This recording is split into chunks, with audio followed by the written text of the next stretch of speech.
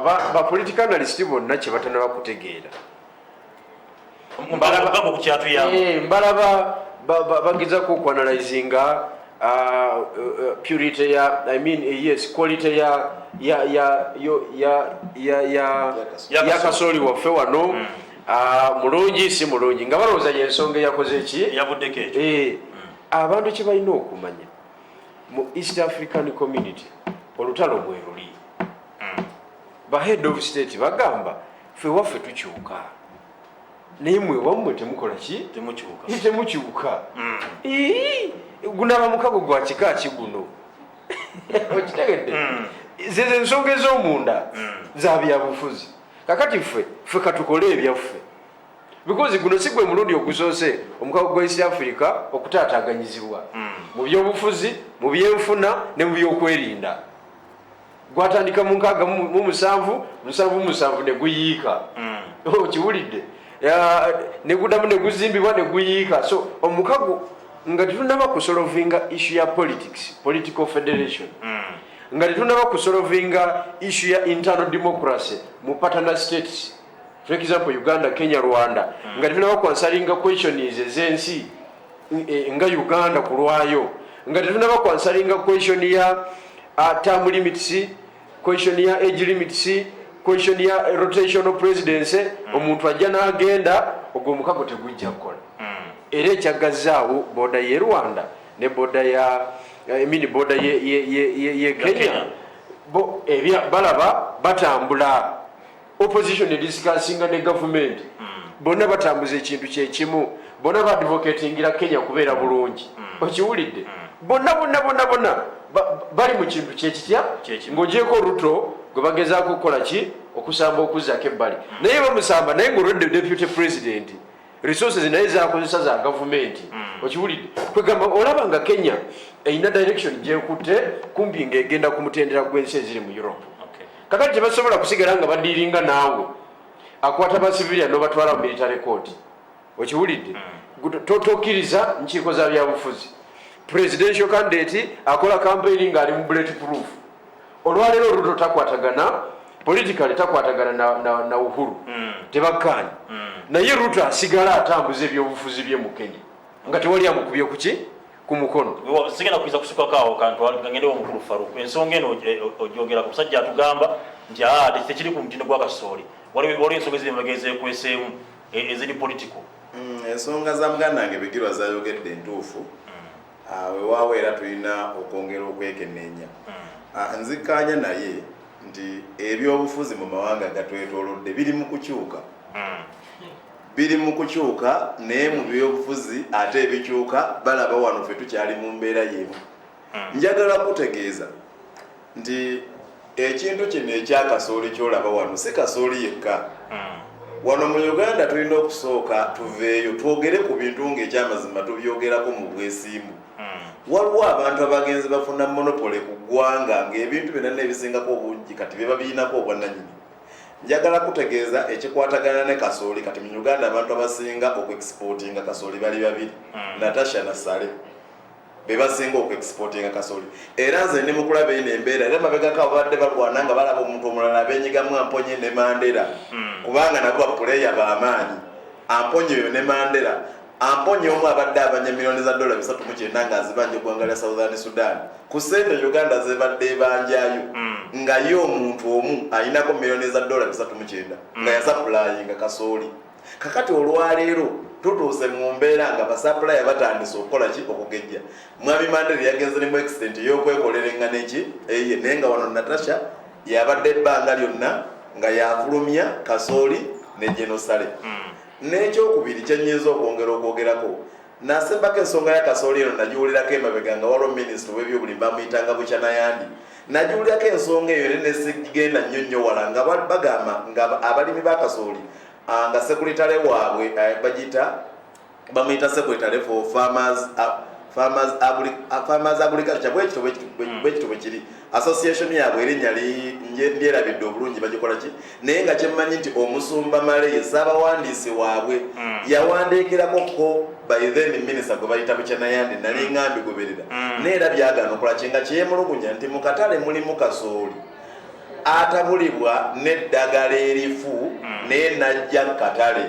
nga Kasole oyo bw'atuuka katale wali mu kisenyi Yehaabu omulungi bamusindika mu bisolo manyi omubi bamusindika mu bisolo omulungi ne bamuteeka mu bantu ng'alina bw'abitemyetemyemu kuba nabigobera ku midiya ziri tabyagenda wala n'agamba nti naye ekyobulabe nti ono omubi gwe basindise mu bisolo bwe bamutuusa mu bisolo ng'enkoko n'embuzi n'ebirala nti obulwadde obwo obuva mu oyo Kasooli ebisolo ebyo tebisobola kulwanyisa butwa obwo ate abantu bamala ne basangayo ebisolo ebyo ku katale ne babigula ngemba ne babikola ki ne babirya so nga waliwo okwemulugunya nti ne Kasole waffe naye oluusa abamu nga si muki nga si mulungi njagala okukubiriza abalimi ba Kasole wonna mu ggwanga nti bwe kiba kya mutindo ogwo tugukole naye njagala kukubiriza ne gavumenti erekeraawo okukola ebintu ebitono eno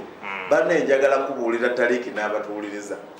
gavumenti ya Uganda yali efunye omukisa nga mu nsi ekuliyeetinzeewo ensi eyaayo nga mu nsi ekuliyeetinzeewo ensi gye bayita Southern Sudan mwami Museveni ne gavumenti ya wano be baalwana okugifuula eggwanga naye olwali okulifuula eggwanga bweriti paka Kenya ye yatwalayo bbanga tewaliyo bbanga y'abannansi yagenda Southern Sudan kukola mirimu ebintu ebivaamu essente birimu bana Kenya gavumenti ya wano yakubiriza abantu kugenda kuvugirayo bodaboda nakutundayo gundi simanyi akatale simanyi bakayita Uganda market kaliyo Southern Sudan bantu kutundiramu ki nyanya gavumenti ya wano etandika okuliyetingira abantu emirongo ddala emirimu gina services ezimu constitution ezisinga okukola amagoba mu ggwanga zezi banka zezi telecom companies gavumenti ya wano singa yasitula banka wano lwalo emu banka za peze tulina wano ye Post Bank naye emu ku banka era ezisinga obunafunga ate ya gavumenti naye singa yakwata Post Bank n'egitwala e Southern Sudan twalibadde tusobola okugyayo essente esukka mu twiriyoni enamba eya dola nga ziyingira wano mu economy kubanga pe twalibadde tusoose okukolayo banka ng'ate tutaddewo ne monopoly nti tetukkiriza na muntu mulala MTN bwe yalejja wano yewa license ya myaka 10 nga teyina agivuganya nga mpumbawumba ku nsonga ya Kasooli njagala kukanya nti birimu n'ebyensobulagana mu East Africa mukulu wajambe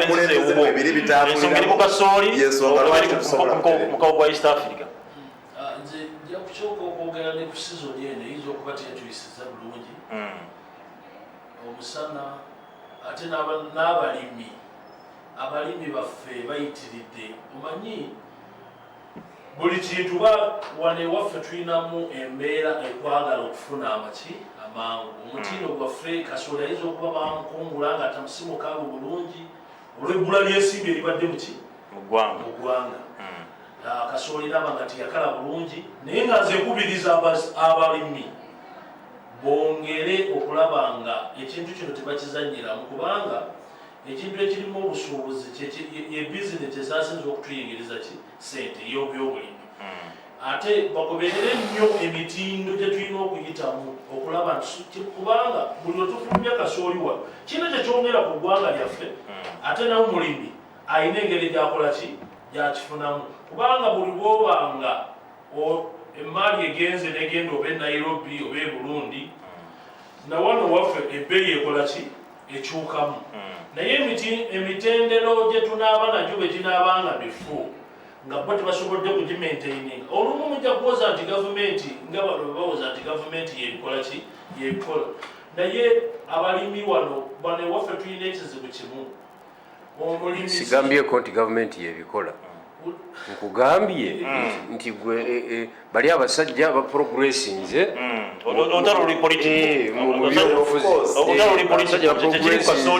mu byenfuna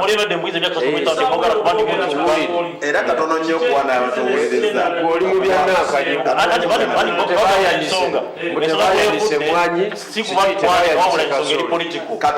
katono nnyo mu information okwatuuza kuba n'ensonga ya ggwanga si Kasooli yekka Kenya gwe badde bani zimabegako yali egoba essukaali yagobako ne kumaki yagobako ne kumata wano ndoze kyejagala okukula nti buli kimu tutonna kye tuba tukola nga kyabya busuubuzi tusobole okulaba nga tugoberera emitendera ensi ezo zeziba zizikola zetwagala tujjemu wane waffe tulina ekizibu kimu kyenjagala kyokwogerako kino sikyogerako nga byabyabufuzi bamafiya bayitiridde okuzanyira ku bintu ekintu ng'ekyo waliwo ababaawo ng'omuntu atalina kyayagala okukola bamafiya be baliwo era bali luddawa ekyo tojja kimbu wekibanga gavumenti yabamafiya edde ebbali because mafiyarism kiba kurimino mumenyi bw'amateeka obamafiyazi mba muli bamafiyazi muddewa mudde ebbali fe abantu abali purified tukwate ekintu olwadowooza mwenaleero bamafiya buli wamu webali ne mu NUP mwebali ekyo njala kikubuli ffe tulina bamafiya bangi nnyo tubale tubalaba wano mu kaadi lwakuba obudde bubaddewo balenya kuwa definition ya engeri gye mwagabamu kaadi za no byonna tubimanyira ebyo si katuba tukunemu gwa kasooli nze kyenjagala okukubiriza bannayuganda bandike kasooli bongere okumukungula bandike akale Kigera kubanga so wane ne program ya feza ale.